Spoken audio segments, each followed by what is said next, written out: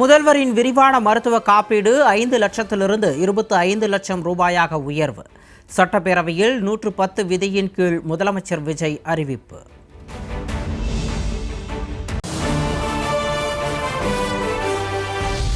ஆவின் பால் கொள்முதல் விலை 38 ரூபாயிலிருந்து 41 ரூபாயாக உயர்வு.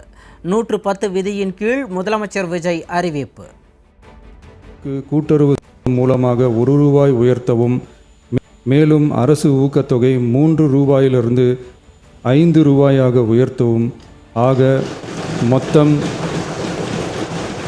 1 லிட்டர் கொள்முதல் விலை 38 ரூபாயிலிருந்து 41 ரூபாயாக உயர்த்த அரசு முடிவு செய்துள்ளது.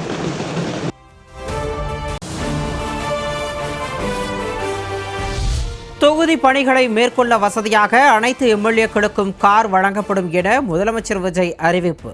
எம்எல்ஏக்களுக்கு வாகனப்படியாக மாதம் 75,000-ம், உதவியாளர்களை நியமித்துக் கொள்ள 25,000-ம் வழங்கப்படும் என 110 விதியின் கீழ் அறிவிப்பு. அவர்கள் தங்களின் தொகுதி பணிகளை திறம்பட மேற்கொள்வதற்கு வசதியாக அனைத்து சட்டமன்ற உறுப்பினர்களுக்கும் அரசு சார்பில் வாகனம் வழங்கப்படும் என்பதை மகிழ்ச்சியோடு தெரிவித்துக் கொள்கிறேன். சட்டமன்ற உறுப்பினர்களுக்கு அரசு வாங்கி வழங்கும் வாகனத்தை பராமரிக்கும் விதமாக வாகனத்திற்கு ஓட்டுநர், எரிபொருள், வாகன பராமரிப்பு உள்ளிட்ட செலவினங்களுக்காக மாதந்தோறும் ரூபாய் 75,000 வாகனப்படியாகவும், அலுவலக பணிகளில் உதவி செய்ய ஓர் உதவியாளரை நியமித்துக் கொள்ள மாதந்தோறும் ரூபாய் 25,000 உதவியாளர் படியாகவும்,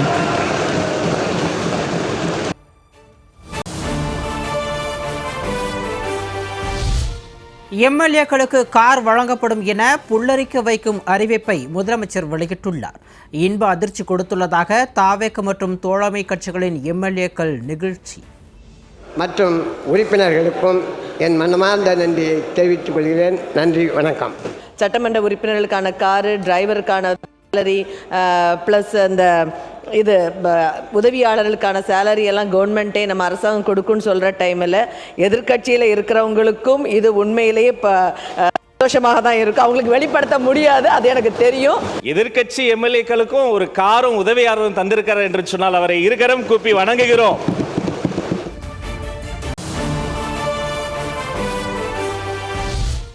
வேலை இல்லாமல் இருந்த தன்னை எம்எல்ஏவாக்கி தற்போது காரும் கொடுப்பதாக முதலமைச்சர் குறித்து தாவேக உறுப்பினர் சபரி ஐங்கரன் நிகழ்ச்சி பேச்சு. சட்டென திரும்பி பார்த்து முதல்வர் விஜய் கொடுத்த ரியாக்ஷன்.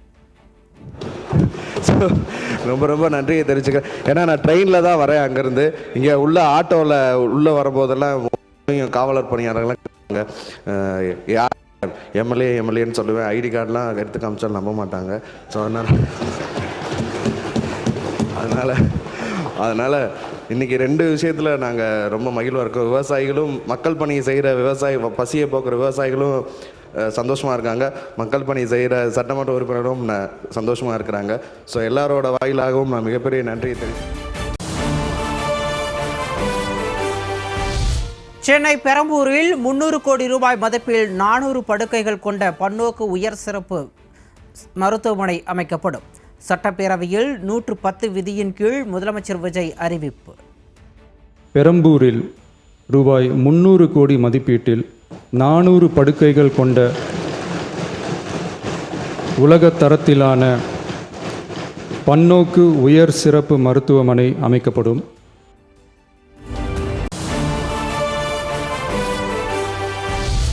மதுரை ராஜாஜி அரசு மருத்துவமனையில் 84 கோடி ரூபாய் மதிப்பீட்டில் மண்டல புற்றுநோய் மையம் தொடங்கப்படும். தமிழ்நாட்டில் அதிகரித்து வரும் புற்றுநோயை தடுக்க முதல்வரின் புற்றுநோய் பராமரிப்பு இயக்கம் 673 கோடியே 44 லட்சம் ரூபாய் மதிப்பீட்டில் மேம்படுத்தப்படும் எனவும் முதல்வர் விஜய் அறிவிப்பு. புற்றுநோய் சிகிச்சை பிரிவு அமைக்கப்படும். மேலும் 5 மண்டல புற்றுநோய் மையங்கள், regional cancer care centres, Thanjavur, Coimbatore, Madurai, Tirunelveli மற்றும் விழுப்புரம் ஆகிய மருத்துவக் கல்லூரி மருத்துவமனைகளில் நிறுவப்படும். முதற்கட்டமாக மதுரை ராஜாஜி மருத்துவமனையில் ரூபாய் 84 கோடியில் G+8 தளங்களுடன் மண்டல புற்றுநோய் மையம் தொடங்கப்படும்.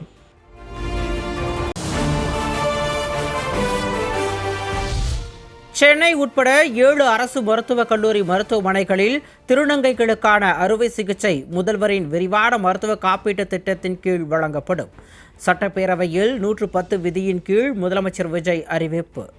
மருத்துவ மற்றும் அறுவை சிகிச்சை சேவைகள் கூடுதலாக சென்னை, ஸ்டான்லி, திருநெல்வேலி, தூத்துக்குடி, செங்கல்பட்டு, திருவாரூர், தருமபுரி மற்றும் கன்னியாகுமரி ஆகிய 7 அரசு மருத்துவக் கல்லூரி மருத்துவமனைகளில் முதலமைச்சரின் விரிவான மருத்துவ காப்பீட்டு திட்டத்தின் கீழ் வழங்கப்படும்.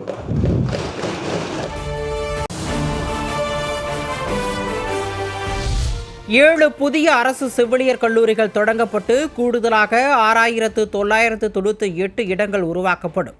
110 விதியின் கீழ் முதலமைச்சர் விஜய் அறிவிப்பு.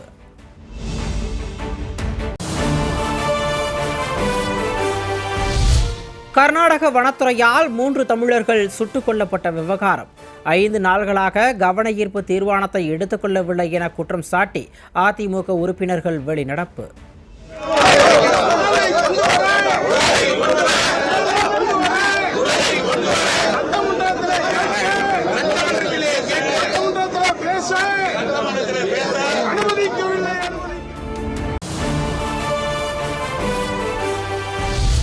தமிழர்கள் நலன் குறித்து தாவேக அரசுக்கு கவலை இல்லை என எடப்பாடி பழனிசாமி குற்றச்சாட்டு. வெளிமாநிலங்களில் தமிழர்கள் பாதிக்கப்படுவதாக கர்நாடக சம்பவத்தை சுட்டிக்காட்டி பேச்சு. தமிழர்கள் பாதிக்கப்படுகின்ற பொழுது அதற்கு உரிய முறையிலே குரல் கொடுக்கின்ற அரசு தான் உண்மையான தமிழ்நாடு தமிழ் உணர்வு உள்ள அரசாங்கமா இருக்கு. ஆனால் அந்த அரசாங்கத்தில் தமிழ் உணர்வு என்பதே இல்லை.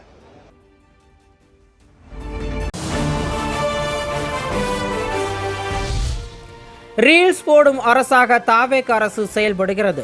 எடப்பாடி பழனிசாமி கடுமையான விமர்சனம். உயிர் போய்விட்டது. தமிழ்நாட்டை சேர்ந்த வேதனையாக இருக்குதுங்க. குறிப்பா ரொம்ப ரொம்ப வேதனைப்படுறோம்.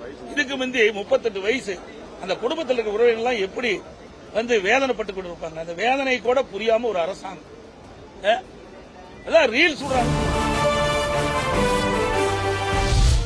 வெற்றி வீடு திட்டம் என பெயர் மாற்றி வீடுகளின் எண்ணிக்கை குறைக்கப்பட்டுள்ளதாக திமுக உறுப்பினர் ஐ. பெரியசாமி குற்றச்சாட்டு. திமுக ஆட்சியில் முழுமையாக வீடுகள் கட்டி முடிக்கவில்லை என ஊரக வளர்ச்சித்துறை அமைச்சர் என். ஆனந்த் பதிலடி. திட்டம் என்பதற்கு மாற்றி அதனுடைய அழகுக்கு ஒரு வீட்டினுடைய அழகிற்கு 5 லட்சம் என்று உயர்த்தியிருக்கிறீர்கள். 5 லட்சம் உயர்த்தி வீட்டினுடைய எண்ணிக்கையை ஆண்டிற்கு 70,000 வீடு தான் கட்டப்படும் என்பதை குறைத்திருக்கிறீர்கள். நீங்கள் 1 லட்சம் வீடு கட்டணும்னு இலக்கு வச்சுருக்கிறீங்க. ஆனால் நிறைய இடத்துல நான் போய் பார்க்கும்போது வீடு இன்னும் முடிக்காமையே ஃபவுண்டேஷன்லேயே தான் இருக்குது. ஏன் அப்படின்னு பார்த்தீங்கன்னா அவங்களுக்கு அது போதுமானதாக அந்த 3.5 லட்ச ரூபா போதுமானதாக இல்லை. அப்போது மக்கள் இப்படியெல்லாம் கஷ்டப்படுகிறார்கள் என்று மாண்புமிகு முதல்வருடைய கவனத்துக்கு வந்தவுடன் அதை 5 லட்சமாக உயர்த்தி இலக்கு 1 லட்சம் 2 லட்சம்னு இல்லை, யார் இருந்தாலும் வீடு ஒழுங்காக அவங்க அதை கட்டிக்கணும். அதுக்கு இப்போதைக்கு நமக்கு 70,000 வீடுக்கு ஒதுக்கீடு செய்யலான்னு சொல்லி தான் அந்த மாதிரி ஒரு திட்டத்தை நாங்கள் சொல்லியிருக்கிறார் மாண்புமிகு முதல்வர் அவர்கள்.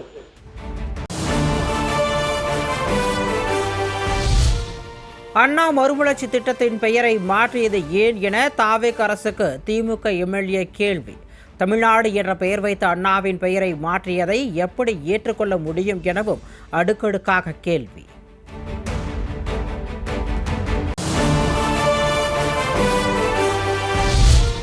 முந்தைய ஆட்சியில் ஊழல் நடந்ததாக கூறும் தாவேகாவின் குற்றச்சாட்டுக்கு சட்டப்பேரவையில் ஆதாரம் கேட்ட திமுக உறுப்பினர்கள், ஆதாரங்கள் தனது மேஜையில் இருப்பதாகவும் எதை எப்போது ஓபன் செய்யணுமோ அப்போது அதை ஓபன் செய்வேன் என முதலமைச்சர் விஜய் பதிலடி. அமைச்சர் பேசும்போது ஒரு 3 டிபார்ட்மெண்ட்லேருந்து ரிவ்யூ பண்ணி அந்த ஃபைல்ஸ்லாம் என் டேபிளில் இருக்குன்னு சொன்னார். அது ஏதோ போகிற போக்கில் அவர் சொல்லலை, உண்மையிலேயே என் டேபிளில் இருக்கு. அத்தனையும் ப்ரூஃபோடு இருக்கு. ஓப்பன் பண்ண வச்சிடாதீங்க. எப்போ ஓப்பன் பண்ணணுமோ அப்போ கரெக்டாக எல்லாமே ஓப்பன் ஆகும்.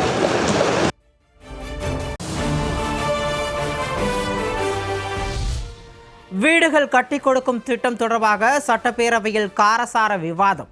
திமுக ஆட்சியில் தரமற்ற வீடுகள் கட்டப்பட்டதாக வேளாண் துறை அமைச்சர் வினோத் குற்றச்சாட்டு.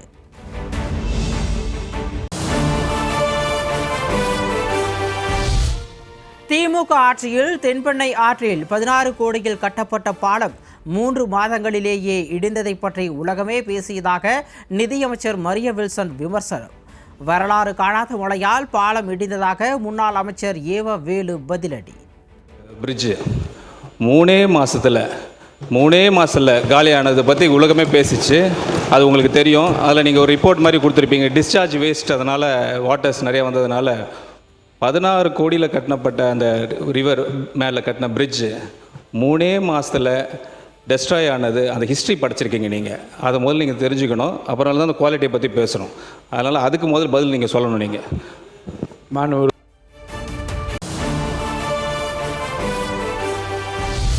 விபிஜி ராம்ஜி திட்டத்தில் 150 நாள்கள் வேலை கொடுப்பதாக பேப்பரில் மட்டும்தான் உள்ளதாக திமுக எம்எல்ஏ ஐ பெரியசாமி விமர்சனம்.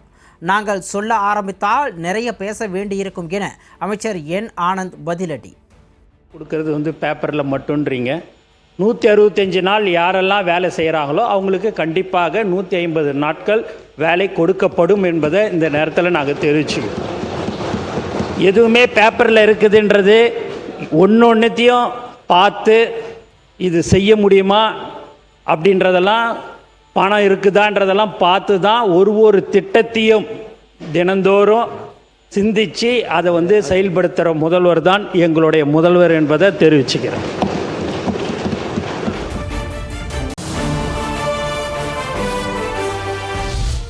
ரஜினி கூறிய திமுகவின் பழைய மாணவரை நாங்கள் தோற்கடித்துள்ளோம் என முன்னாள் அமைச்சர் துரைமுருகனை விமர்சித்து காட்பாடி எம்எல்ஏ சுதாகர் விமர்சனம். எதிர்ப்பு தெரிவித்து திமுக உறுப்பினர்கள் அமளி. செயல்படும் அதுவரை எந்த கொம்பராலும் அசைக்க முடியாத கோட்டையாக காட்பாடி விளங்கும்.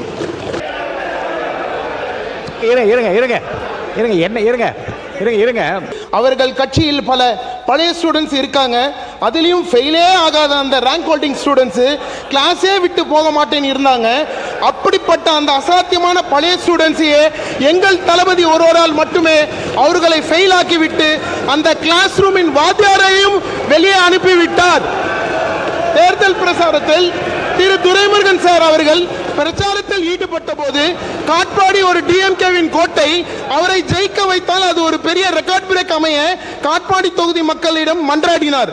ஆனால் அந்த ரெக்கார்ட் பிரேக்கை செய்து அவருக்கு ரெஸ்ட் கொடுத்து காட்பாடியை பெஸ்ட் ஆக்கி அந்த டிஎம்கே கோட்டையை டிவிகே கோட்டையாக மாற்றியவர் எங்கள் தளபதி மாண்புமிகு தமிழக அமைச்சர் அவர்கள் மட்டுமே.